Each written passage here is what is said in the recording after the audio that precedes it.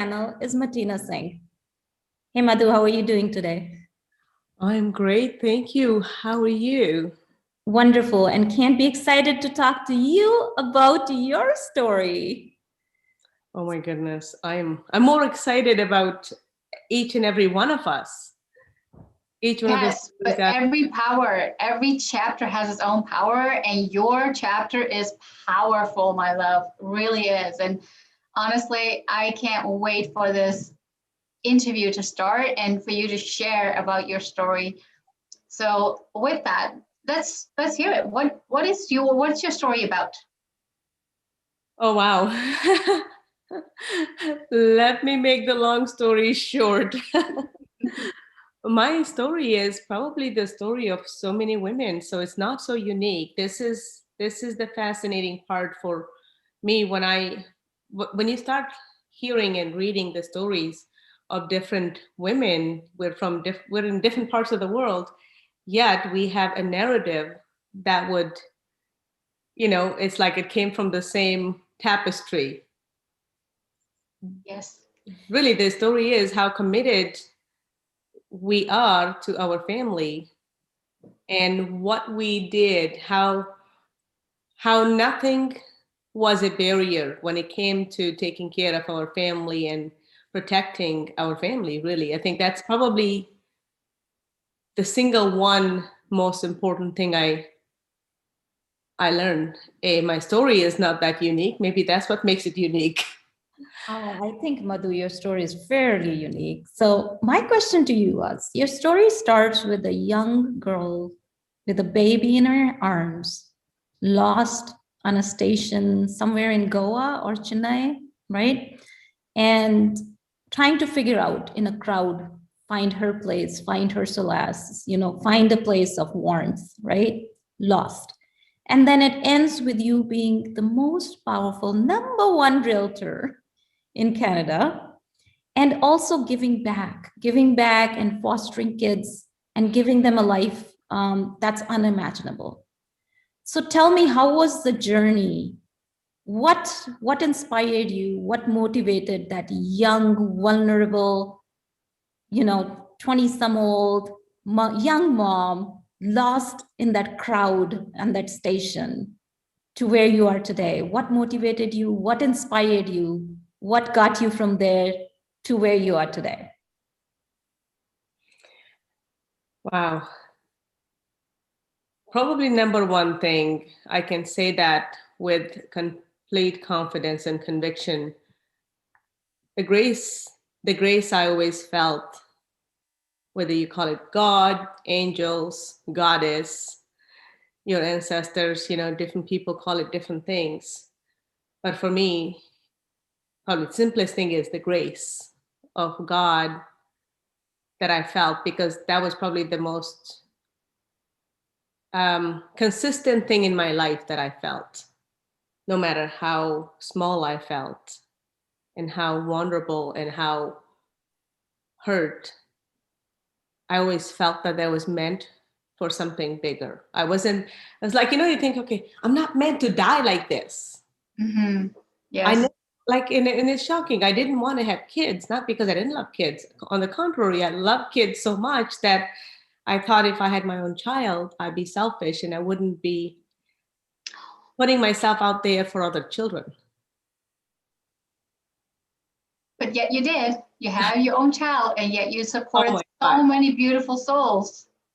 Exactly. Right. But as a young child, and as a young romantic person, when I say romantic, I have these ideas in my mind. Even as a child, I would dream of how wonderful it would be if each child in India could read and write. Mm-hmm. Because I love, like, story reading was my how should I say, reading was my place where I went to, where I was free and I could be anything and I could be anyone. So, like, instead of going to movies, I would read books. As long as I can remember, books were the place where I went to learn, because when you are really poor, as the poor can be, and you don't have the means to go to higher education, doesn't matter how smart you are. If you're taking care of, I was taking care of my siblings, and I was taking care of my parents. They're already sold. So just a little bit of backstory. My parents had sold their family home to take care of my uncle's medical care. Mm-hmm. And actually, my father also ended up selling his business, because in India, medical care is not free, or not reasonable even. So we were homeless. So we went and lived in this like a one-room house per se. And my mother sold our big pots and pans to send my sisters to school, my older sister to high school. So understanding the deeper understanding of the education, and maybe I just tried to shove that too much into my kids, my foster kids. You don't understand the value of education. You have the free education. Are you kidding me? Take it and run. Like even today, I take courses. Like each one of you do. We're taking courses after courses because we understand the The value. value of education, Mhm. Yeah. right? So to go back to that, what kept me going really just the grace of God and books. If anytime I could get hands on the books, because I couldn't share a lot of that with anybody. I didn't know how to. I felt shame. Here I was, an Indian woman, have a child with a white man, not married. I don't even have my business anymore. Like I'd literally lost everything. I lost my father in the, and that's what gave me that was the final straw. That if this person is so evil, remember, thinking of a 22-year-old Mhm. who is completely trying to I was just breathing long enough to stay alive most of the time. And the final straw, like if this person is able to, whatever his thought process was at the time, keep the information from me that my father had passed away, what else is possible for this person? Mm-hmm. Even though he says he has the ability to kill me, and knowing his background, that he was from the army, Mm-hmm. if he actually did do that, what would happen to my son? Yes. Yes. Right? Yeah. But And there's so. I didn't have the capacity to process so much because I was living through torture day by day by day. Mm-hmm. Mm-hmm. Right? And so much of what I wrote in this chapter is not even there because it was still painful to talk about. Yeah. Yeah. Because what I didn't talk about in that chapter, that prior to leaving, I actually had a miscarriage because he had beat me up so bad that I was bleeding, and he had kept my son, and he wouldn't let me come in the house. So I was outside for almost 24 hours crying, Mhm. and he wouldn't let me come back in, and he would come out and throw hot water on me and go back inside. So I could hear my baby crying for food, but I couldn't go inside. And there was nobody that could help me. Right. So in the midst of it, that I had that miscarriage. So I was truly in probably a lot of shock. And looking back, I'm like, oh, how did I really survive? How did I make it through? But truly, I believe is the love and the responsibility I felt for my child, for my parents, knowing that my father is now dead, and I still had younger siblings that would need me to help them. You took on that responsibility so gracefully, even though you're going through so many hardships yourself. And in your chapter, you really talk about how a few times you tried to leave that situation and somehow ended up back. So, what would you like to say to the women who are going through an abuse right now and can't seem to really break those ties? It's hard because I don't think anybody could have told me anything, honestly. It that's the truth. Mhm. My friends tried telling me, and I kept telling them, oh, he's not, he's just upset because of what I said. He's upset because, he was hurt in the army. He's upset because his parents maybe didn't love him enough. He's upset because Mhm. of so many things. And what I did not understand at the time, I didn't understand anything about mental illness.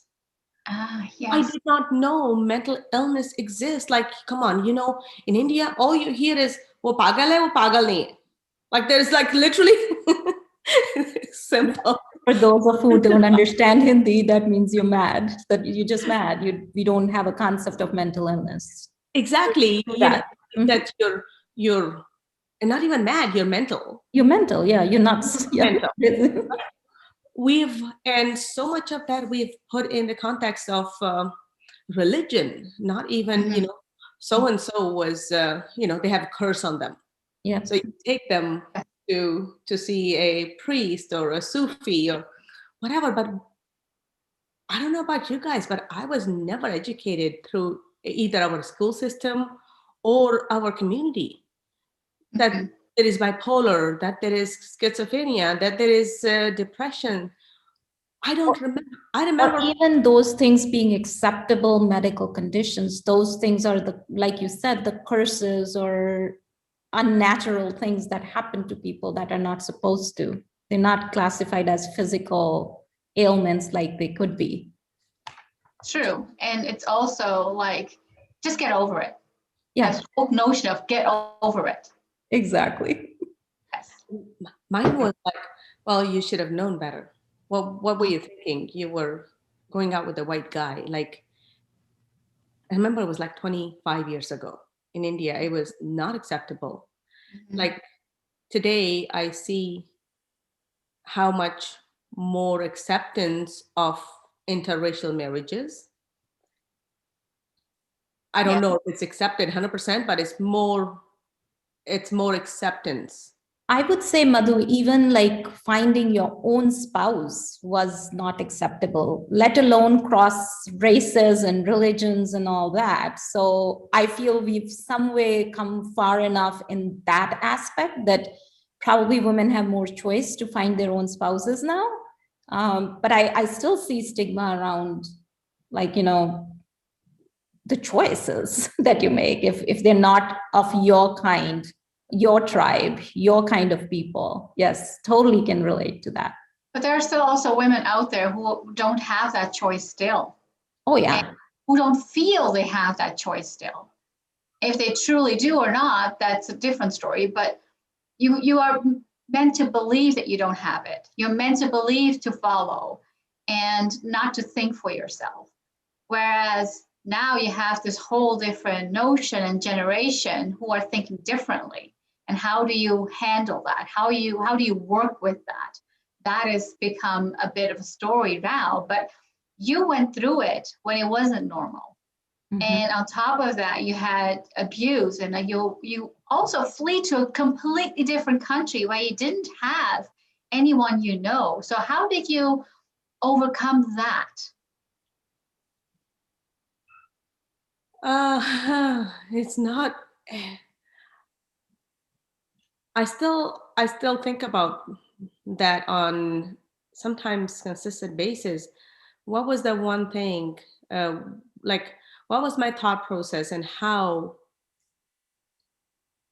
And I think I'm a joyful person. Yes, you are. I can vote for that. Right? And I just kept thinking, there are so many people. There are like maybe people that I can count on two hands that hurt me. Mhm. But I'll need a book to write down the names of the people that showed up to help me. Right? Woo! That is Powerful. amazing. Bravo to that. But think about it, how often we go back, and I can only speak for me. I go, whenever I'm in that pity party mode, why did this happen to me?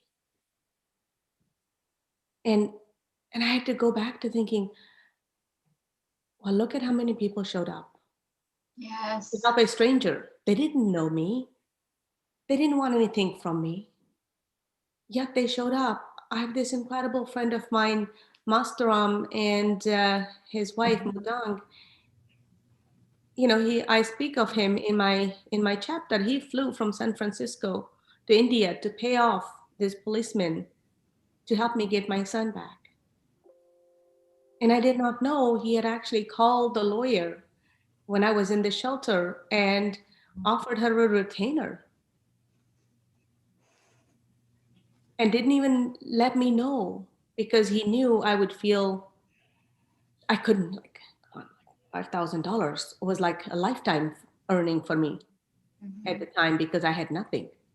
And Madhu, I also feel like it's hard for us to ask when we are so ambitious. And that was so powerful gift which came on right time for you. Absolutely. But Mm-hmm. again, it's the feeling of grace with us always.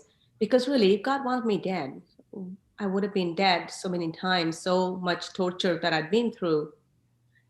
There were times that I tried to take my own life because I was in so much pain, Mm-hmm. right? And part of some of the stuff you don't know, my sister died of suicide and she was only 17. And I felt like, you know, the purpose of my life was lost because I was working so hard to take care of my siblings and my parents. And then I couldn't protect her from the pain that she was feeling. Mm-hmm.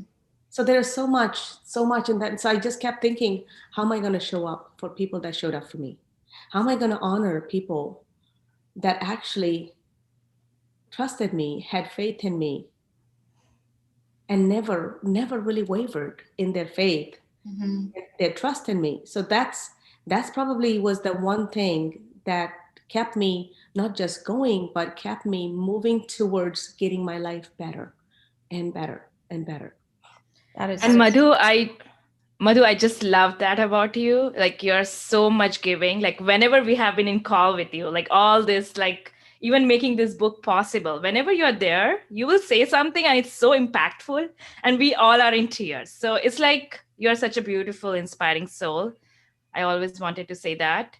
And there's one part of your story which was after you got your son back. You felt that need of giving.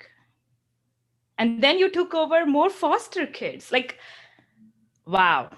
Like you have to be as Jesus, I should say, to take on more people in your life when you're already going through so much healing and pain of yourself.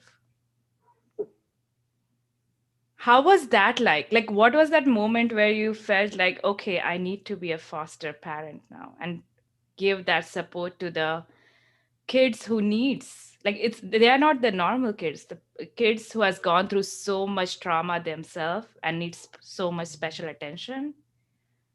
How did you do that? What was inside you that made you be like so motherly and so caring and so loving? Well, first of all, I want to acknowledge each and every one of you. You know, a couple of times I'd given up on me when we were writing this chapter, and each and every one of you just kept pouring love and support into me. It was one space I never felt judged. And I got to tell you, I felt judged by especially Indian women my whole life because I was so out of the norm, right? So I want you to know, as like, you know, Martina, you and Priyanka, you two are younger, like fair bit younger than myself and Cam. We're so proud. I feel so proud when I see you guys. It's like younger version of me, but supercharged in the space of heart, in this space of education, in this space of love, in this space of openness, in this space of just honoring yourself. So I just want you to remind you, I'm proud of you. And what Cry. was my thought process of my, taking on foster kids? Seriously, like as I shared earlier, originally I wanted to go and work at Mother Teresa's orphanage. I didn't want to have kids of my own because even as a child, I was finding pencils and stuff like that for street kids, teaching them how to read and write. So like I had a following of kids, I'm telling you. It was so funny. So like there are times I'd walk, I'd be in the square, there'd be like 30, 40, 50 kids. So every week I'd have larger following of kids coming from different areas to learn how to read and write. I can totally visualize that. It was fun. You are our Indian Mother Teresa. Yeah. I named you this now. Thank you. But seriously, Like modern day Mother Teresa, I should say that. Even Mother Teresa was Indian. So modern day Mother Teresa. and that just fills my heart with joy. Now, you know how we talked about? I truly am made of joy. And I felt I was losing joy, or I had lost joy through so much pain. And every time, and this is another thing I learned, and I think about some of this a lot. Every time I'm fearful, I go give bigger. Oh my goodness. Because that's when I'm building the capacity. Mm-hmm. Right? Because if I go smaller in that moment, I'm not building a new muscle.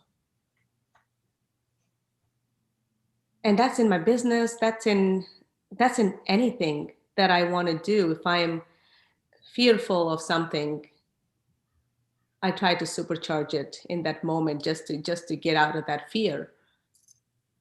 Right? But I thought, okay, how am I going to raise my child alone? And I grew up in India.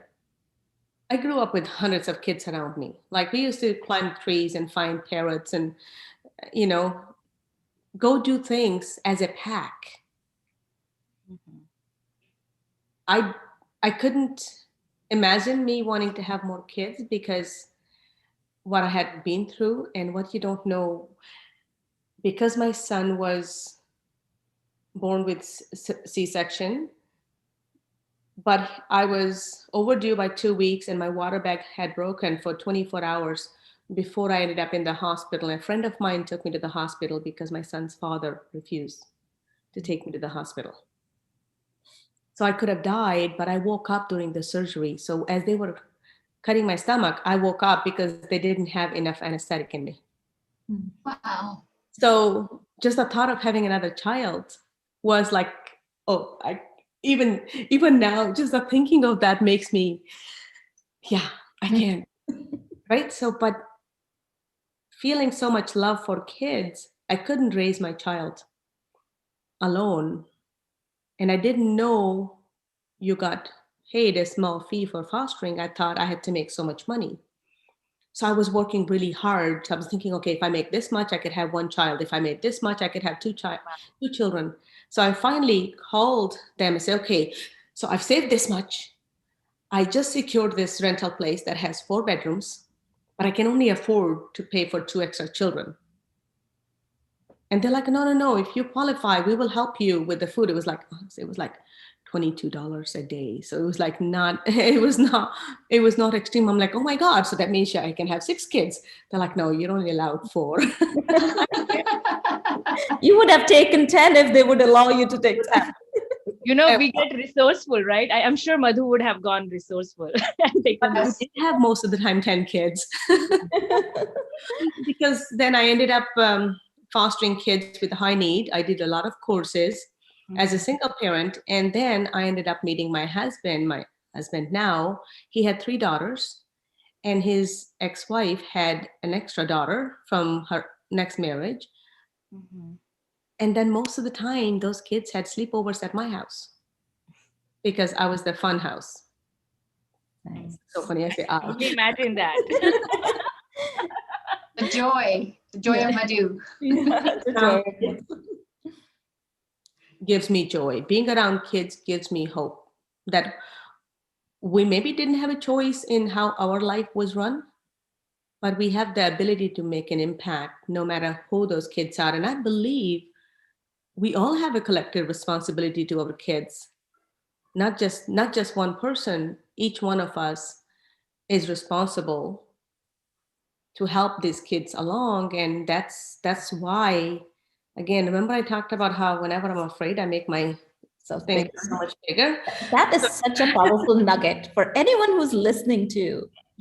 When you feel small, when you feel fearful, supercharge yourself, make yourself bigger. That is such a powerful thing because no one else is going to come and give you that power. It has No, to come from within. Yes. totally. Right. So right now I'm in the process of creating this foundation for mental health. And I should tell you, like yesterday and this morning, I was thinking, what am I gonna talk about? Like it doesn't end. See, this is the thing. I want women to know and men to know and kids to know, if they're ever watching this, it's a there's no destination to this journey. It's you're living every single day as though you're writing a new destination. Yes. So Wow. It beautiful. changes, right? It That is so changes. true. As you know, my son, who's 25 years old, he was in the hospital for almost 60 days this time because he struggles with severe mental uh, health challenges. And right now, I have a different mission, different purpose than it was 25 years ago, 20 years ago.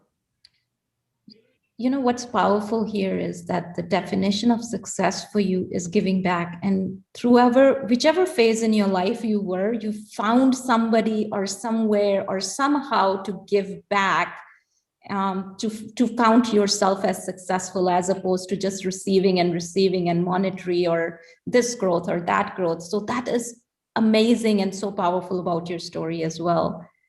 Madhu, I'm going to take you back to something you said before. You know how you said that your why throughout was the love, determination, and giving back to your family. And I feel I want to touch on this topic a little bit. As women, we are nurturing, we are caring, we are giving. It is in our DNA to serve, right? That's universally true for women. But then when it comes to Indian culture, that there's a little bit of a mega impact to that, or even there's an expectation or there's a mindset or a belief that's set in right when we are born to serve before you serve yourself. And oftentimes I find guilt associated with it if you think of yourself before you think of anyone else, and a loss of self-identity, or feeling that you're not worthy enough, or you are worthy if you serve the others first. What is your thought on that topic? And and anyone can answer to that, but Madhu, especially you, I wanted to see what your thoughts were on that. Does that resonate with you? Have you seen that in our culture as such? And what can we do collectively? Because as we all said, this is not just a book, this is a movement. We want people to really bring those issues forward that hold women back, and especially women from Indian culture. And how can we move them, supercharge them, energize them, give them the power from within to rise from those situations? Again, it's been a discovery journey, and I'm sure it will evolve and change as I move through different phases in life. I learned something a long time ago, and it's so simple. We can only give what we have. So if we're carrying guilt, that's what we tend to offer to others without even knowing. If we carry shame, without even knowing, we tend to give it to others. If we carry love, we tend to give it to others without even knowing. We carry joy, we give it to others. And that's why it became so important for me to feel joy. I've been doing these meditations now with Joe Dispenza for a while. And my biggest thing was, I want to feel joy. I want to carry joy. And I don't want to be a hypocrite that is feeling pain all the time and pretending to give joy, because it doesn't work, right? Because it's the transference of energy. You know how it is? You talk to somebody, you can't see them, but they're so happy talking to you. You can feel their energy through Mhm. whatever medium that they're communicating with you. So yes, I've carried guilt for a long time. I thought my sister had died of suicide because of me being so futuristic in that time. And I carried the guilt that my father died in the situation that he did because I wasn't able to be there and provide for them as I should have. I carried guilt of so many things. And guilt, I'm learning still, is such a wasted emotion, right? And if we can learn to put ourselves first, now we're giving that information with the example. We're not being a hypocrite. And I've been there. So there's nothing I can say that I couldn't judge anybody because I'll be judging me. Right? So it's so important for us women to find that space for ourselves, just that little space between I got to do this for somebody else to this is what I need to feel whole so I can give at the highest capacity. And it's still a balance. Like even right now, I was supposed to do Tony Robbins Unleash the Power Within event. I'm in Kelowna because my son just got out of the hospital and he's not in that space. My husband, we have a grandchild here that's visiting. Oh, he's a baby. He's so cute. So I realized it's not fair to them because that's my need. Right. I understood. So when I go home and I'm doing business mastery, I'm not surrounded with people that need me right now. Right now, this is what I need to do to feel whole because their mental health is important. Their joy is important. Right? I used to shove like down people's throat, come on, you got to do this seminar. This will change your life. It has to come from within. Yep. You can't shove it like a pill. It's so Exactly. true. I learned. I do me. And And I'm going to teach you by example. right. And people have, like I have friends of mine that have called me, said, whatever next seminar you go to, take my wife with you because I have seen you transform. I love that. When you become a reflection of joy, when you've transformed so much, that motivates people. What are you doing? Let me find out. What are you doing to get here? Cool. Totally. Right? Like I get calls from people all the time. Can you teach me how you became successful? And I'm like, well, transfer what you want to feel. If you want to feel joy, feel joy. Don't depend on other people to give you that because that's our right. We actually can feel that. And also maybe this is by far maybe one of the most important thing to remember for us as women. My happiness does not belong to my husband. Yes. My happiness does not belong to my children. My happiness does not belong to my friends. Imagine how much power we're giving another human being. They can't even take care of their own happiness, yet we're telling them, take care of mine. Take Right? control. Yes. Take control of your own. Yep. Exactly. So just find Powerful. those little things that we can do to give ourselves joy, to feel whole. If it's reading, go read. Even if it's 5 minutes, go listen to a book. Go have a bath. Go find friends. If your husband is working a lot of hours, right? Find something that you can bring to the table. And beautiful story. Like last night, my stepdaughters. I have the most beautiful children, seriously, and they're like, "How did you put up with this?" Rachel said to John, "Dad, you're lucky Madhu stayed with you. We tortured her." But what they didn't understand is they were just kids. I was adult. I could not put my expectations of my happiness on them. They're just trying to figure shit out. Yeah. Right?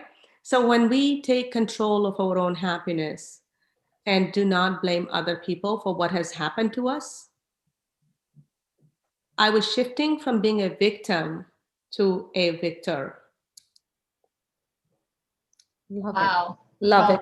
From to a victor. Yeah. Wow. That's beautiful. So Because powerful. now I had the power. Nobody could take that away from me. Yep. And you chose to not live in those moments, but to move ahead in your life and let them be what they were, let them be lesson learned, which is so powerful. Madhu, I have another question for you. Like, I know you were young, you were vulnerable, you were stuck in a very unhealthy relationship for a very long time.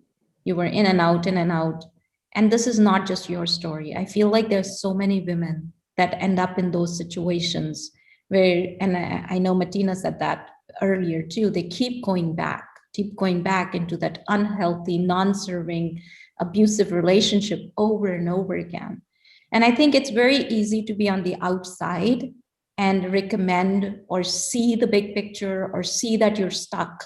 But it's like when you are so close in a situation, you don't see the whole picture, right? It's like you're inside the bottle and you can't read the label that's outside of the bottle, right? It's like you're so close to the elephant that you don't know whether it's the tail or the leg or what you're seeing, right?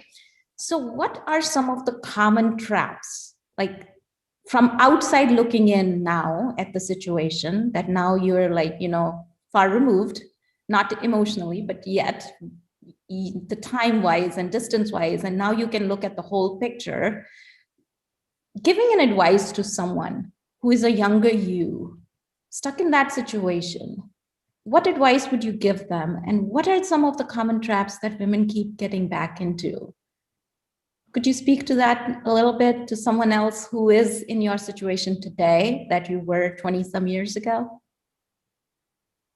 Okay. I really truly want to serve other women because other women have served me. Anytime, and that's not just for a relationship in marriage or intimate relationships. I'm talking about relationships in general. Anytime you're made less than consistently, you have to question what need of this person you're serving, right? What need of your own are you serving? Because being a victim, we tell ourselves a different story than we do being a victor. Mhm. Right? Anytime you have somebody making you feel less than for your looks, for the way you speak, the way you do, like most abusive relationships, they're not just physically abusive. A lot of them would be mentally abusive, sexually abusive, emotionally abusive, spiritually abusive. Because anytime we're feeling less than, we can't go out and be our true self. And it's not to say one should leave their spouse, because that's the furthest thing. We're committed to a relationship, but recognizing those patterns when that person walks in and your energy is sucked out, whether it's your husband, boyfriend, your friend who pretends to be a good friend, but really sucks everything out of you. Mhm. They don't want a solution. They just want to dump their garbage on you. Mm-hmm. Anytime somebody says to me, "Oh, because of you," or "if you'd only done this, my life would be better," or "if you'd only done this," how do I have that kind of control over other people? I don't. And the delusion that I felt that I could change somebody, it in my dreams, it worked beautifully. In my imagination, seriously, I would have this wild imagination how I could help heal my son's father of all the trauma if I was kind to him, if I made him only the right food that he wanted to eat, if I made sure that he could come and go as he pleases. I would work 20 hours to make sure he didn't have any responsibility of any kind. But this is the bullshit part. I did the same shit to my kids also. I literally chopped the legs from under them. And it was my doing. It had nothing to do with them. So I had to ask, what need of mine is this serving? Why do I have this need to take care of another human being who is not there in the same capacity? Right? And my relationship grew so much more beautiful with my husband. And like we're together almost 20 years now. It's crazy. We have better relationship now because the expectations that I had from a normal relationship are removed. My expectation is I love you, I respect you, and I can truly say a lot of my success has come from the support I feel from my husband and my kids. Like my husband, he makes me feel better than what I normally am. Right? Just by his actions, not what he's saying. He's a farm boy from Canada, so he doesn't use a lot of those romantic words. But his Which we action, always want to hear, right, Madhu? As a oh my God, woman, we want to totally, be loved. totally. But Mhm, he is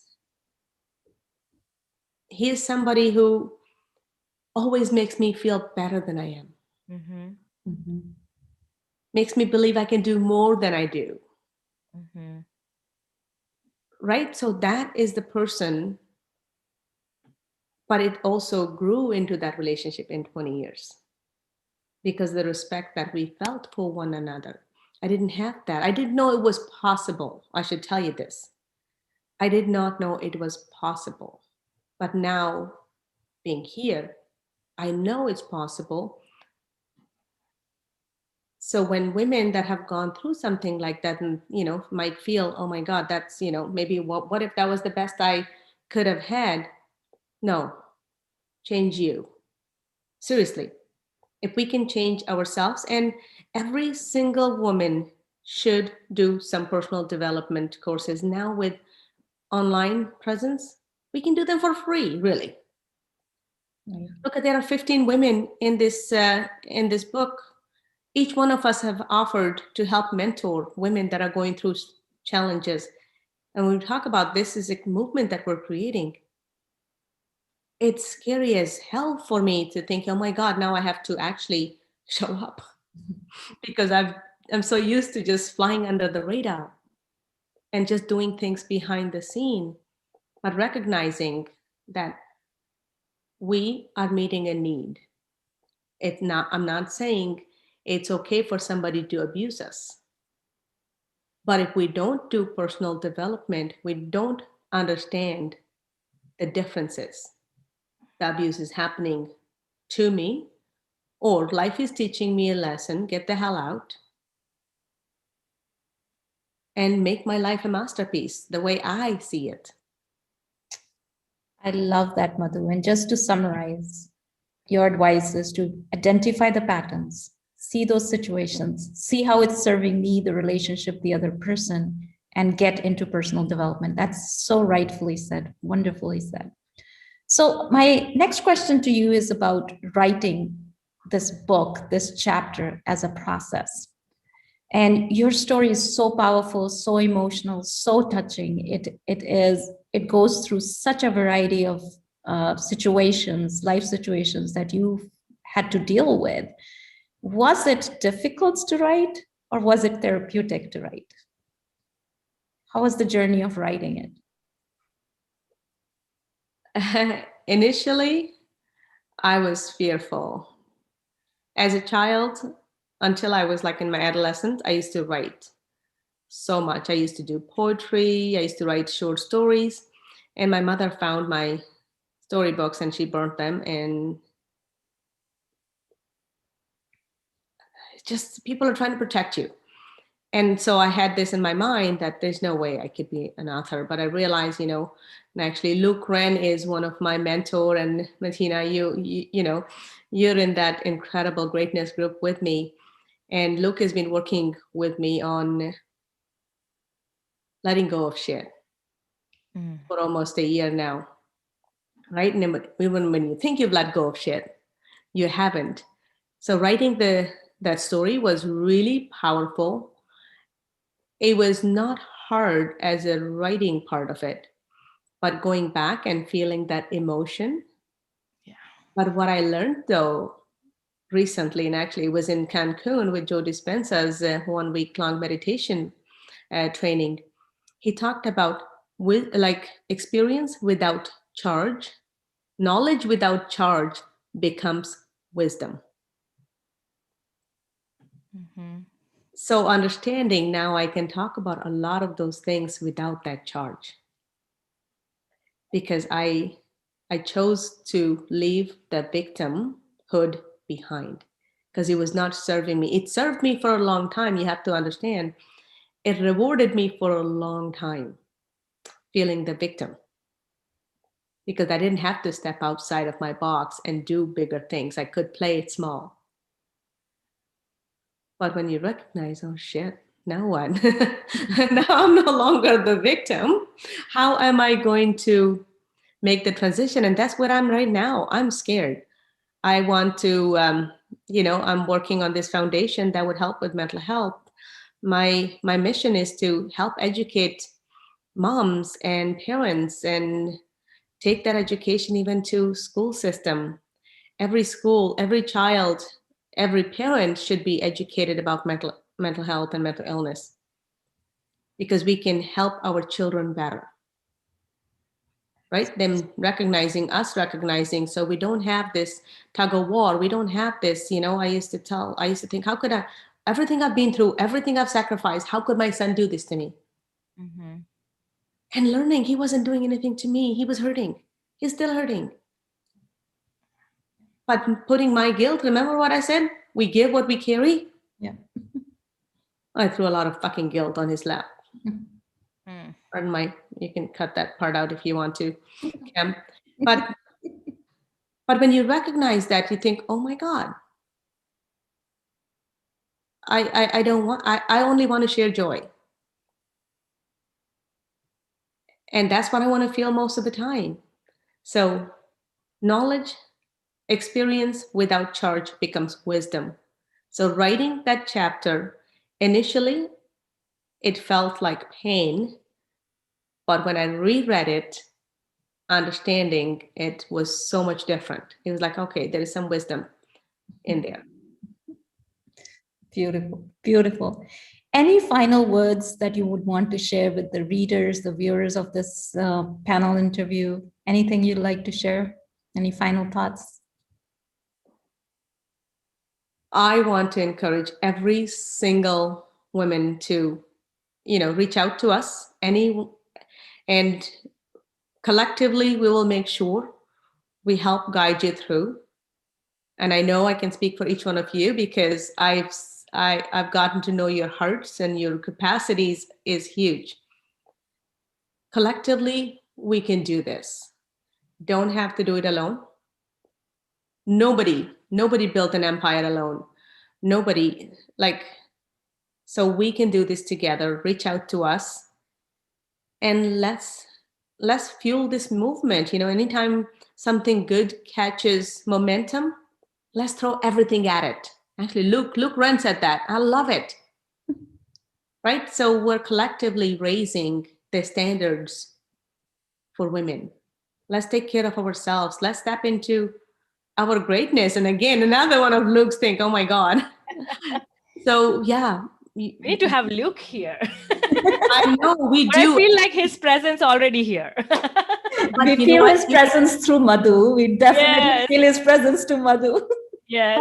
Because he's been instrumental in helping me see who I am. Right? You're powerful. Yes.